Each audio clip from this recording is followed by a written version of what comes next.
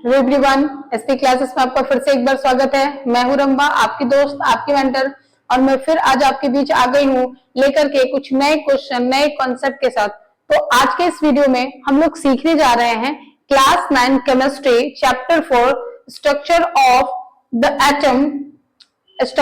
Atom के कुछ questions को। तो एनसीईआरटी बुक पेज नंबर 52 में एक क्वेश्चन दिया हुआ है, उस क्वेश्चन को इस वीडियो में हम लोग अच्छे से करेंगे और समझेंगे। ठीक है, तो क्वेश्चन क्या कहता है, चलिए क्वेश्चन को समझते हैं जो एनसीईआरटी बुक पेज नंबर 52 में दिया हुआ है। ठीक है, चलिए। कह रहा है कि how will you find the valency of chlorine, sulphur and magnesium. यानी कि आपको वैलेंसी फाइंड करना है। How will you find the valency of chlorine, sulphur and magnesium, यानी कि क्लोरीन का, सल्फर का और मैग्नीशियम का आपको वैलेंसी पता करके बताना है। तो चलिए कैसे पता करेंगे इसको सीखते हैं। तो सबसे पहले अगर हम बात करें क्लोरीन का, किसकी बात करें, क्लोरीन की, तो क्लोरीन का सिंबल होता है Cl और इसका एटॉमिक नंबर होता है 17। यानी कि और आपको इसका क्या बताना है, वैलेंसी बताना है। क्या बताना है, वैलेंसी बताना है।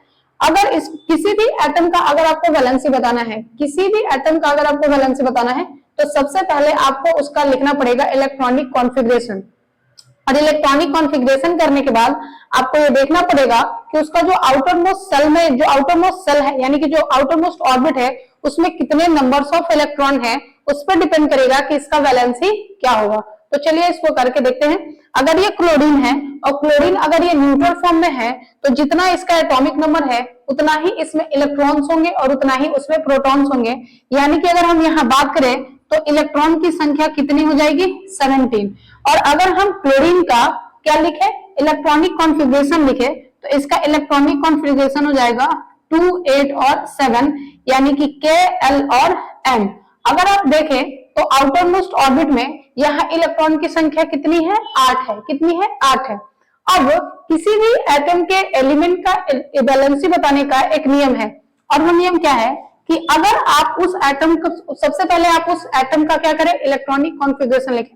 अगर आप इलेक्ट्रॉनिक कॉन्फ़िगरेशन लिख रहे हैं और आउटर मोस्ट ऑर्बिट में, अगर आउटर मोस्ट ऑर्बिट में इलेक्ट्रॉन का संख्या 1 आ जाए, 2 आ जाए, 3 आ जाए या 4 आ जाए, तो उसका वैलेंस इलेक्ट्रॉन, उसका वैलेंसी, उस एटम का वैलेंसी वही हो जाता है।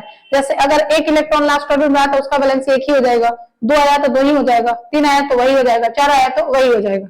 बट अगर आउटर मोस्ट सेल में इलेक्ट्रॉन की संख्या 5 हो जाए, 6 हो जाए, 7 हो जाए या 8 हो जाए, तो इस कंडीशन में वैलेंसी बताने के लिए आपको 8 में से उस नंबर को माइनस करना पड़ेगा, तब जा करके उस एटम का आपको क्या मिलेगा, वैलेंसी मिलेगा। या जनरली आप ये भी कह सकते हैं कि अगर वो मेटल है तो मेटल का वैलेंसी वही होता है जो उसके आउटर मोस्ट सेल में इलेक्ट्रॉन्स आएंगे। ठीक है, और नॉन मेटल का वैलेंसी वो होगा जो अब उस नॉन मेटल का आप इलेक्ट्रॉनिक कॉन्फ़िगरेशन करें, जितने लास्ट ऑर्बिट में आया इलेक्ट्रॉन उसको 8 में से घटाना होगा। तो ऐसे हम लोग नॉन मेटल का वैलेंसी पता करते हैं। लेकिन जनरली इस कॉन्सेप्ट को याद रखें, आप किसी भी एटम का ये बता सकते हैं वैलेंस इलेक्ट्रॉन। जैसे यहाँ पे क्लोरीन है, इसका इलेक्ट्रॉनिक कॉन्फ़िगरेशन किया, लास्ट में कितना इलेक्ट्रॉन आया, 7। अगर लास्ट में 5, 6 या 7 आ जाता है तो वैलेंसी बताने के लिए हम लोग क्या करते हैं, वैलेंसी बताने के लिए हम लोग 8 में से लास्ट वाले इलेक्ट्रॉन्स को घटा देते हैं, लास्ट ऑर्बिट वाले इलेक्ट्रॉन को। तो लास्ट में कितना है, 7 है, और 7 में से 8 गया तो कितना बच गया, 1। यानी कि आपका क्लोरीन का जो वैलेंसी होगा वो वैलेंसी कितना होगा, 1 होगा। ठीक है, उसी तरीके से अगर हम बात करें सल्फर का, तो सल्फर का सिंबल होता है S और इसका एटॉमिक नंबर होता है 16। ठीक है, अब इसका एटॉमिक नंबर 16 है तो इसमें इलेक्ट्रॉन की संख्या भी कितनी होगी, 16 होगी। और अगर इसमें इलेक्ट्रॉन का संख्या 16 है तो इसका इलेक्ट्रॉनिक कॉन्फ़िगरेशन होगा 2, 8 और 6, यानी कि हो गया K, L और M। अब यहाँ पे आउटर मोस्ट ऑर्बिट में इसमें कितने इलेक्ट्रॉन्स हैं, तो 6 इलेक्ट्रॉन है। और अगर 6 इलेक्ट्रॉन भी रहेगा तो 8 में से घटा के हम लोग बताते हैं, यानी कि यहाँ पे इसका वैलेंसी हो जाएगा 8 - 6 यानी कि 2, यानी कि सोडियम का वैलेंसी, सॉरी सल्फर का वैलेंसी कितना होगा, 2 होगा। उसी तरीके से अगर हम बात करें मैग्नीशियम का, तो मैग्नीशियम का सिंबल क्या होता है, Mg, और इसका एटॉमिक नंबर कितना होता है, 13। सोडियम मैग्नीशियम, सॉरी 12 होता है, सोडियम और मैग्नीशियम। ठीक है, अब इसका एटॉमिक नंबर कितना हो गया, 12 हो गया।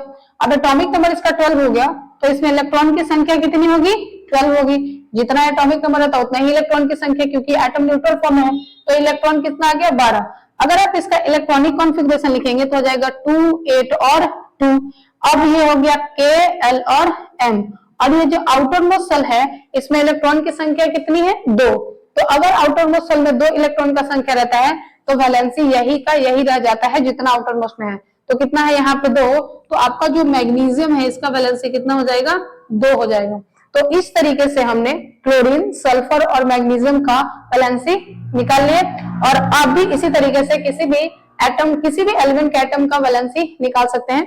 सिर्फ और सिर्फ आपको ये रूल याद रखना है।